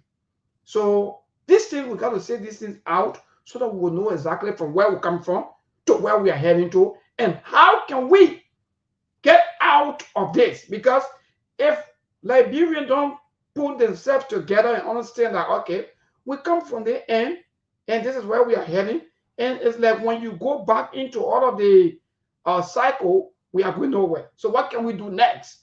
So, Baladi, you know it. Manasedi was one of the best after the war that people think that she could even let me borrow the word from the rescuers, that she could rescue Liberians. In fact, she even admitted quite recently that one of our greatest mistake was not to not empowering the young people. not focusing on developing of the young people. That alone is a failure. So man said 12 years, she fought hard through the help of other people, the UN. UN were even having quick impact projects. Today, we have the ministerial complex where the Liberia government spent 5 cents. There are a lot of structures, there are a lot of things that people gave. People themselves, they bill, they do. So where is our money? They said, no, this morning, I think the best thing to do is to increase people's salary. So there where now the lawmakers start to make the money, Benjamin out to the 15,000, 10,000, 8,000, 9,000, that they cannot tell you Liberians how much they are making. Every time they will take, and we make something around. We make this amount. They are not exact. So you have the central bank governor who makes something around 15,000 in your quiz by Senator Davos Dylan. And you have the UL president alleged that in fact she makes something around 15,000. So what kind of country that you will pay people more than developing? It's Liberia. So that move forward, but I later move quick to the footballing president, who Liberian people thought, okay, some of us fail us because that was some of their saying. Some of them say, okay, we brought in Manasali, the Manasali failed us back to back, no more hope. So I think the only hope now we get is the footballing president. So they brought in former world best George Weah, who also was, thinking and feeling that, okay, our people are into, the baby what the people want to use, economic destitute, or what you may call, our people are suffering, so we have to better their lives. It come on. From 2017, or from 2018, rather, sorry, from 2018 to 2023, but Ali, Liberians' lives after leaving power stay the same. Even when you're in power, their life was the same. The only thing they tried to do was to bring, to cut down their huge salaries, which of course that also met with a lot of resistance, and which of course some people had to vote against him for that. But let's move forward with the life of former President Weah and his people back home, how he run the country quickly. Then we'll move to Joseph Boaga before going to the line. What say you with the footballing president? Yeah, thank you, Maybon. First of all, Sheikh Soko, let me answer your question from the comment section. Yeah, the problem you said, Liberia led to shift blame. Mother said they pay people big salaries, and while we are and Joseph Boakai cannot change it. I think Maybon just talked the same thing. He just said it. When Josh Weah took over, the first thing he looked at was looking at the country, and then we say, oh yeah, we are the 8th poorest country in the world. People are suffering, and people talk about corruption in the previous administration, and coming to power and see people making up to 20,000, 15,000. He felt that it was not necessary. And Mana said, why you were paying people 15, 20, 30,000? And George Weah called it down. That was why he did. And today people were like, oh yes, you harmonize our salary, we harmonize your vote. And the people that undermined the Weah administration were those people that were making 15,000, 20,000. And when he took over, he decided, like, I'm a president for Liberia, I'm not president for CDC. Everybody will continue to work. But the only thing, I'm going to cut down salary, because he felt that it was not necessary to be paying people 15,000, 20,000. How are you going to build the country? And this was some of the things he did. They say, oh, salary harmonization. He even said cost civil servant salary. The big guys, they were the one championing that thing, that they cut their salaries and things. And today, President Boakai came to power. He's the president today. What did he do? The same thing he and Madam said he was doing. He pushed the salary back up to the same 10, 15,000 that they were paying people during their administration. But George Weah, when he came, as you asked the question, Sheikh Soko, George Weah cut salary down because he felt that it was not necessary. But today, people that were making, ministers that were making 7,000 under George Weah administration how much minister making today under Joseph Boakai administration, directors and team? Because these are things that he can be on, and these are things that he decided. When we come with the issue about salary harmonization, we see how we work on it. We undo salary harmonization. They only undo it for their ministers today. They are the one making huge salaries, while the civil servant, they are still there making the $50, $100, $150, and what have you. But George Weah did something when it comes to cutting down salary so cool. And therefore, let me tell you something. Yeah, quickly because of time. Joseph Boakai administration, the only way Liberia we are going to be a better country is to cut down wasteful spending. What are these wasteful spending? The huge salary, we had to cut it down. Buying lawmaker for the $5,000 car after every 3 months, we had to cut it down. Giving lawmaker scratch card, we had to cut it down. Giving them gas money. All of these things, we have to cut everything down. Failure to do that, any other government can, when you continue on, they see useless and wasteful spending. We are not going anywhere as a nation anytime soon. There should be a fixed salary structure as a minister. Every month, you will make $5,000. Government in, government out. This thing should be on fixed salary. They issue about getting car. They give you car after 6 years. They appraise these cars. If you think you can buy it, fine. If you can buy it, leave them.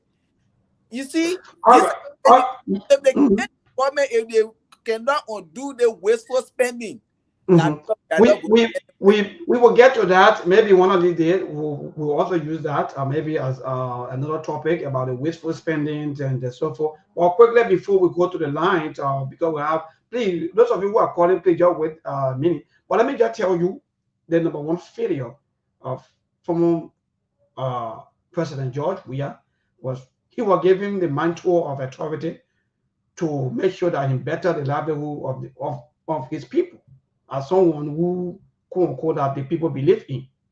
So when it comes to the issue of reconciling the people, all of the leaders, Manasali, even the same thing. Manasali failed when it comes to reconciliation. So many things that make Manasali to even fail.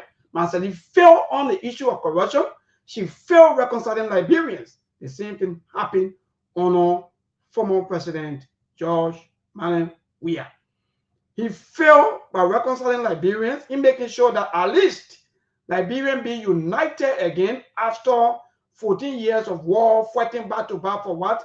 All of these reasons today where we've been naming here and then nepotism, corruption, and so forth. So he failed on that. Number two, he failed on war against corruption. When he said during inauguration that he will make sure that he gave a decent wages to civil servant or whosoever so that they won't be able to take home what not belong to them. But he was downing and whining with some of his officials who were also milking the economy. He was downing and whining with some of his officials who were also damaging some of the fabric or some of the for example, even about the NTA. Former President Weah eyes were open. Liberians were crying, calling him.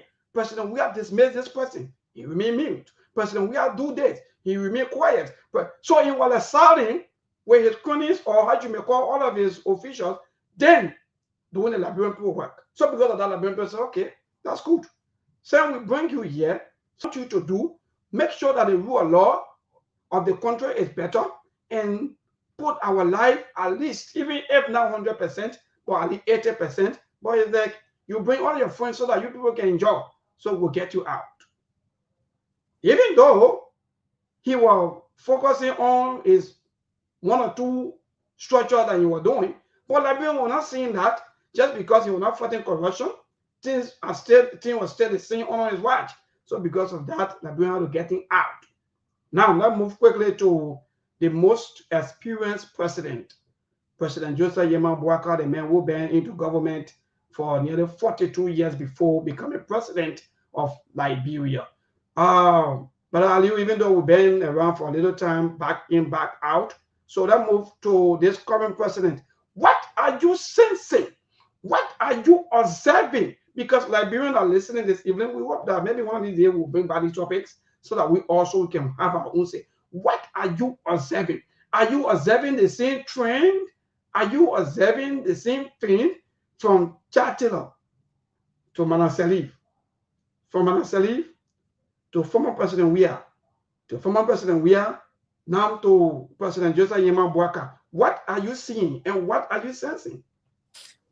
Mayborn for Joseph Boaka is a total excuse me, disappointment for we the Liberian people. Why I say that? Because even the time Joseph Boaka served in government, but I said they didn't serve that time in government, or the time Joseph Boaka spent in government, excuse me, George Weah didn't spend that time in government. So we expect, as people said, Joseph Boaka had the experience, and I will always say Joseph Boaka could be one of the best presidents ever in the history of Liberia. But unfortunately, he's going to be the worst president ever in the history of Liberia. Because everything that Manasseh did, everything that George Weah did, Joseph Boaka is doing times 10. He's worse than every one of them. First of all, Joseph Boaka, you worked with Manasseh 12 years. You were there as vice president. You people make laws that you were signatory to these laws, and you came to power today. This was the first thing you started to break. As a president, you have breaking all of the laws in the country. There is no rule of law. Even the constitution, you don't have regard for constitution or the code of conduct. You have breaking everything in the country. And this is why you see today Liberia has become the most lawless country in West Africa now under Joseph Boaka administration. He's doing worse than the two previous administrations, Madam Sedi and that of George Weah.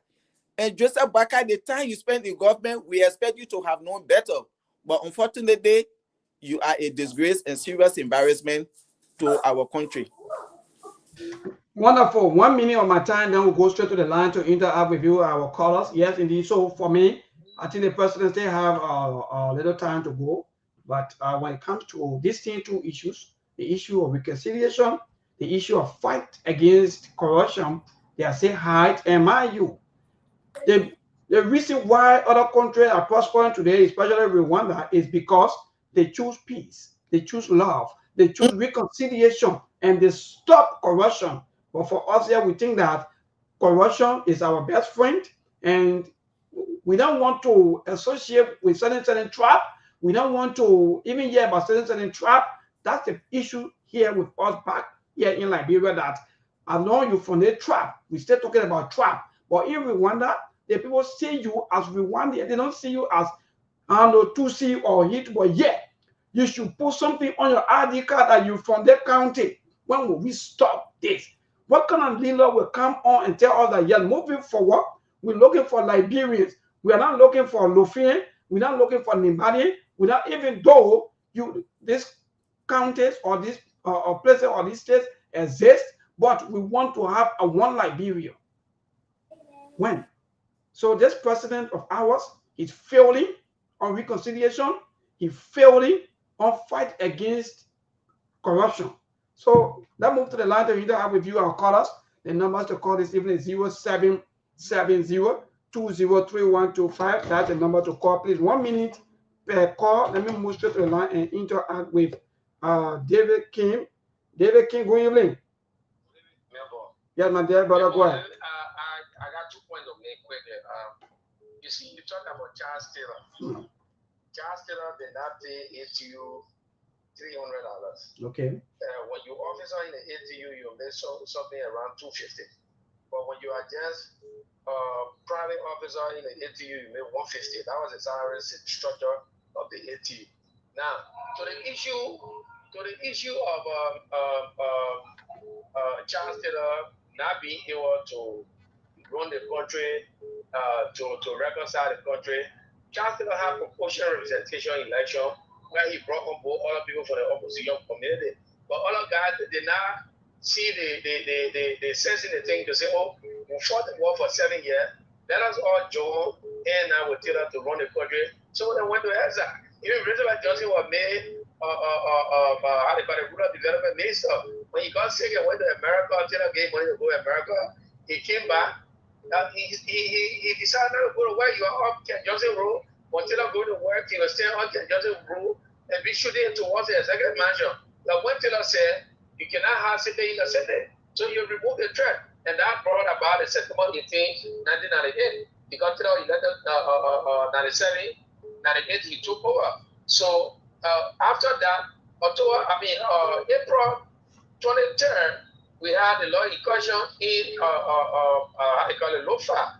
From there, during that same 1999, same Bulgaria took UN fighter, UN soldier hostage, and Charles Taylor went into. So how you see Charles government? We went through all that. It's just about the government comparison and their failures and so forth. Charles Taylor government was going to be better if he has still long in power without any of the hindrance that I just mentioned about. All right, Charles Taylor government will be better after breaking tie with US. Hello to this caller. Good evening. I'm okay, my dear brother. Go ahead. Thank you very much. This is Liberia. Yes, go ahead, my brother. This President Joseph Walker is nothing but reconciliation. Can you imagine? We agreed with 4-1 in this country. It's some people from you win election, you're going to election. That was happening in the very secure person. You win your first year moving. All the opposition political parties, all the as Jovia did it. Even Charles at the end of this everything. Why you Mr. Walker for the 2 years explaining the government? Why you do it? All that together, now have reconciliation, then at least all the people that the idea will bring together. We all work with small 1 years country. All right, thank you so much. Reconciliation, corruption, these are failures of most of our leaders. So let's call up. Good evening. Thank you, Mabel, for having me. This is Hussein Keo. I call from Jacob Black 2 points quickly. The first one has to do with the exception Ali made. He said he called on the president to take immediate action. Mabel, you are a journalist, and in journalism, we have something called the ABC, accurate, balanced, and credible.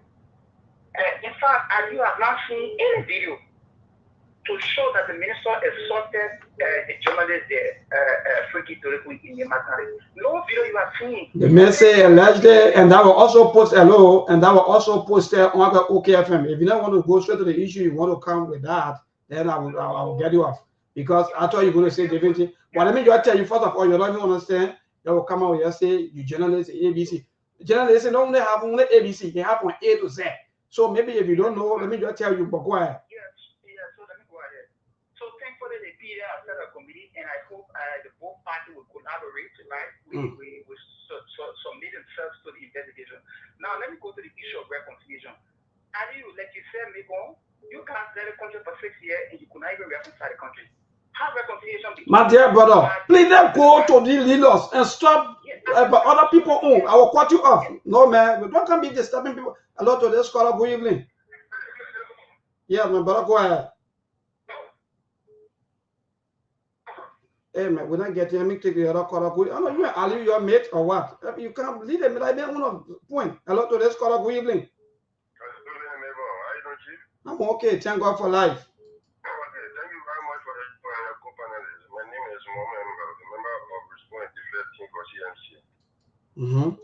Let me also appreciate you people for discussing the issue. And also say hi to the political leaders and senators. It is clear that we will continue to use every Southwest politician. And one, Liberians are tired with them already. And they want to count on the table of nothing besides the story, right? There's a reason now today the Liberians are resolved to come up with a new face, and that body will be no other body but Musa Hassan.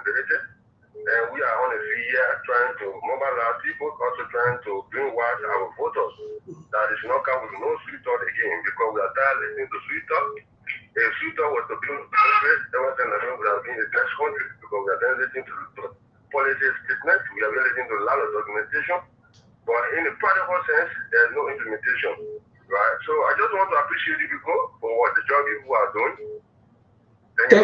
Thank you, my dear brother. To this caller, good evening. Yeah, because let me just end on this note.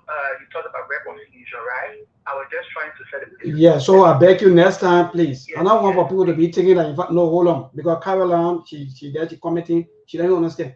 Ali you have his own view. If you call, you want to be part of the show, just go straight to the issue. Instead of you mentioning Ali all of the time on the show, For me, I'll not really like that, please. No problem. I take your time.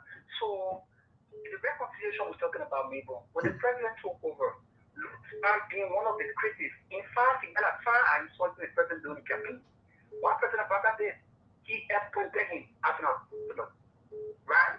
Look at Solomon George. Solomon George has not resigned from it. He has not joined any of the party. So do you think the way our leaders, because I want you to grab something and you're not still grabbing it, you still want to be calling whoop. No.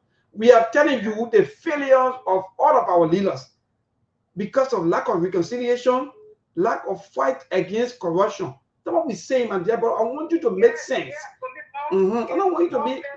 Yes, in all fairness, I think that this president, this government is taking huge steps the fight against corruption. Look, for example, those that have been suspended and prosecuted. In the past, they didn't see this. You are in general, you've been around. But the president take high court decision, right, to dismiss and suspend higher officials of this government. Every government is out of government today. All right, thank you. So they did it for your president out. I think you will know whether you're fighting corruption or not. Hello to this caller. Good evening.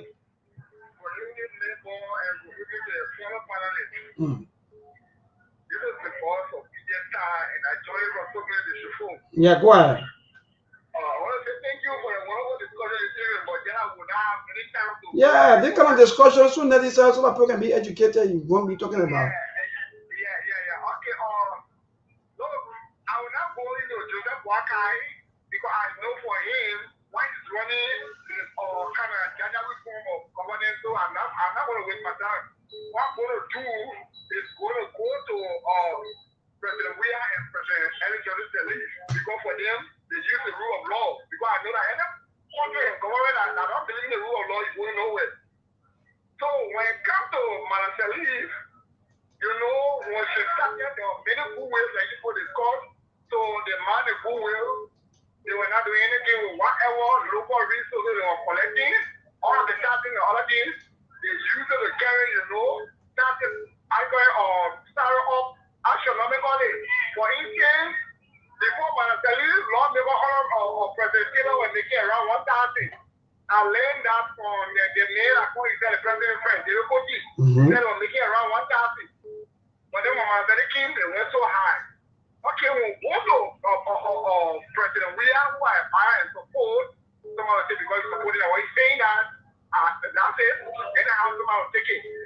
But President Weah, you know, introduce what we call, inclusive form of government. So, President, we have failed when it comes to reconciliation and the fight against corruption. All right, thank you. Today's caller, good evening. Anyone that the message in power? Good evening, people, and your full right. Well, my brother, the country just. Thank you for the fascinating discussion. You know, neighbor, the press union needs to go beyond and just setting up a committee to investigate. They don't give the media blood out to the entire Ministry of Information. These guys are very unprofessional and untrained. They are polluting the airways. They are very instructive. They are not just attracting journalists across Liberia, but they are insulting the reputable and the exclusive of journalists. So the press union need to give these guys and the media black out. I think that will be the senior politic action that will be taken against them. All right, thank you. Let me move to Brother Louis Pony. My dear brother, good evening. You have to be strong. You have to be tolerant. You got people from different backgrounds, people from different orientation. Yeah, man. We all want better Liberia, man. Challenges you gotta face. Even if I'm a talk show who I would probably have seen. It's the same thing we're discussing with reconciliation. Maybe when the new president, you still not reconcile Liberia. They made a new president. He would not. How? Why? Why you say so? How? Reconciliation can come from within the people. The people have to. In Liberia, when CDC is in power, the United Party people is unhappy. When the United Party people is in power, the CDC people. Because of the leaders. I think the leaders are the problem, Brother Louis. One of the problems is that how CDC got in her second term. You see, when Mrs. Sirleaf, when CDC took over from Blaka, from United Party in 2017, Ellen have exhausted her 2 terms. So the hit was not that much. CDC needed a second term. It's just that Liberian people gave up one president we have, but CDC who have the tension and the euphoria, they wanted to have 12 years, then they exit. Sometimes it's kind of a test, it's burning if you get the constitution say 2 term. But the trouble in the country here are not ready, the leaders. You'll be surprised. When the leader I was surprised. I saw Fanatico Fire, Richard Cohorty. You go to occasion, you see that on the table. You see like Agaris Grace and Darius Dillon. I saw them to 19th Street. There's something they call parliament. They're drinking, they're laughing. But the ordinary man in the community, the ordinary partisan. So sometimes it's your mom say there'll be time we have to graduate from the 2-party in order for our country to move forward, for our alternative or new person come in. But Melbourne, take it or leave it. Once the day the CDC people come back to power, the Unity Party people will not be happy. The Unity Party people in power, the CDC will never ever be happy. All right. All right, thank you. But I think for me, the leaders are the problem. Let me go to the WhatsApp line. The WhatsApp line is very active. Yeah, please let me go to the WhatsApp. Those of you calling on the WhatsApp, take 1 or 2 more calls quickly on the WhatsApp. Yeah, AB, you supposed to be here. Where you're calling? And then we're going evening, my dear brother. Hello, AB. Yeah, all right, quick 1 minute, my dear brother. It's supposed to be on the show, but anyway, maybe you have your schedule. But go ahead. You guys continue to play your part, you know. Let me say good afternoon to you. You know, look, Mayborn, fascinating topics you guys are on. The issue of the reconciliation. You know, when these people come on with a political justice, or sometimes people need to erect checkpoints for them. The likes of Hussein Kia who come on the show and started on his view. Just appointed, but he's part of the color brigade. This is the same man who drives around and talking about say whatever they had given the deputy minister raping a child, but he goes around and stay up to today's date. He still accuses the government, the CDC of literally killing auditors and other people that he can't show you about, he can't prosecute. And that's the situation here for us. No justice. But maybe if he asks you about reconciliation, what more reconciliation is more than a president being elected and his immediate debate? He appointed him in lucrative position. All right. Yes, but AB, we really wanted you to come on, but thank you. Yeah, thank you. No time. So yeah, so Brother Ali, we gotta go home.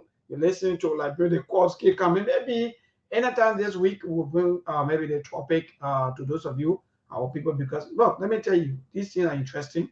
Let know our failure, and that these are facts. Go back in your chat rooms. Tell your leaders that their failures. Number 1 is reconciliation. 2, fight against corruption. I know you're not able to fight against corruption. Then what will happen? The people will live in poverty. But Ali, what say you before going? Yes, before we go home, Mayborn, I respectfully disagree with you. When you say, President, we had failed on reconciliation. Yes, if you say that, I will respectfully disagree with. When it comes to reconciliation, President, we are trying his possible best, even though it was not 100%, but he tried to reconcile the country than Joseph Boakai right now. You see? Yes, hopefully 1 minute. Let me tell my uncle, a been little time now. Uncle Brantate, long time, no, good evening. Thank you, Labor, and thank you to all the panelists, especially as you always on. But what I want to say is that no reconciliation is not like FLSA. That FLSA can touch your money, you cry about people, then they say it's safe. Reconciliation is doing those things that will make the people happy. Especially the economy. One is the people, there are affordable prices, people can buy food very easily. You know, people can travel here, there, school can be on, people go to the hospital. It will bring reconciliation. You have to bring the big political people on table to put down interest men that they met, they shook hands, they ate, you know, chicken, all those kind of things. They can bring reconciliation. In fact, they can make the people so angry when the people are angry. So the only way you can have reconciliation, government must be able to do those things that will put food on the table for all people. All right. Thank you. Yeah, go ahead, Brother Ali. We gotta go. Please serve people. That's the own definition of reconciliation. But first of all, I will say President Weah, he tried his best on reconciliation for the fact that when he became president, he saw himself as president for the Republic of Liberia. He didn't see himself as president for or CDC for sedition. That's why when he became president, what he did, those people that he met working under Manasede administration, he absorbed them into his administration.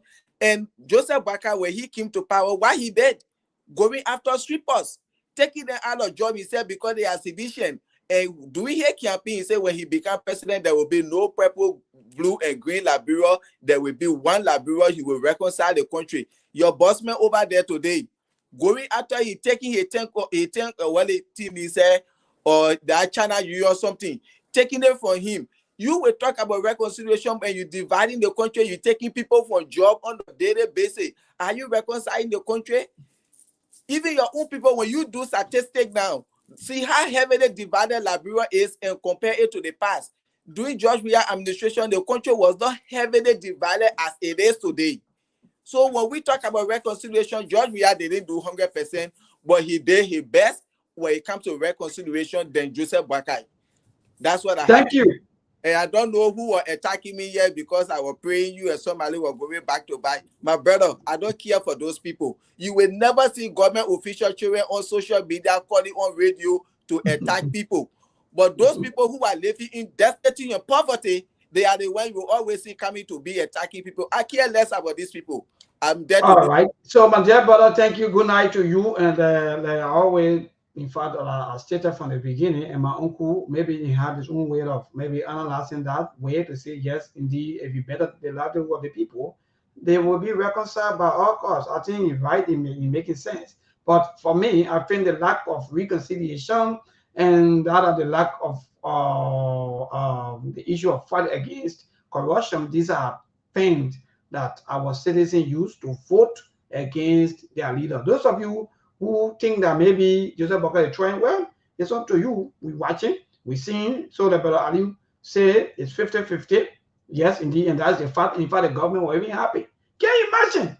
This government is happy that the country is 50-50. Oh God, yeah. Well, anyway, the country is divided 50-50, and the government is happy. You see? So, yeah, my dear, but also that's it. People, thanks to all of you. Tomorrow, by God grace, we'll be back. Say go, Guanu. Thank you. Welcome. Those of you who was on the list and we joined black, most of you, thank God and welcome after some of the suspension.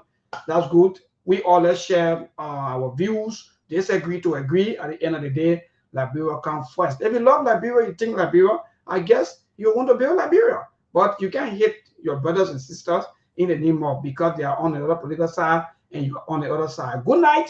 I love you all. We see you again on tomorrow by the grace of the Almighty God. I'm John Simebon. There are things we can do. We bring in good news and we give it to you. We talking about podcast and connecting people and culture from here and up out of the globe. Qualified people who willing to serve. Blessing that time and the effort are rest. The brothers giving us here and the parents of them. So welcome alive with Africans. I lyrical Master. Play Paris, I can't Sktv-Lib. Say my journey, Tina get I say my jamo. And yes, I know money. And you love Sktv, the best in Liberia. Sktv, the best in Africa. Sktv, the best in Mama Liberia. Must hold by the lofa and grandbaza. And I didn't ya to money, and I said ya to money, and I couldn't play ya to money, and I could do ya to money, and I didn't ya to money, and I said ya to money, and I couldn't play ya to money, and I could do ya to money, and I don't get it now ya to money. That's the baby, and I don't get it now. Cause you walk on my ya to money. Yeah. Sktv, the best in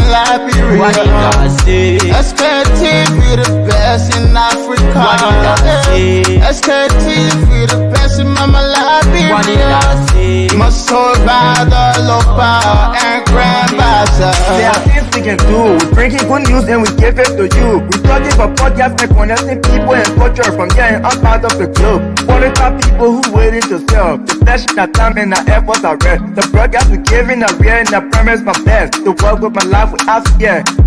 From Grandpa's and Nima to Lufa, from River Test, River G to Chile, from Grand Crew, Bombing, Kidman, Montserrat, San to Backbolu, from Maryland, Bonk to the Mikey B. We the best in the land, yeah, LIB. We the best in the land, yeah, LIB. We the best in the land, yeah, LIB. Sktv, the best in Liberia. Sktv, the best in Africa.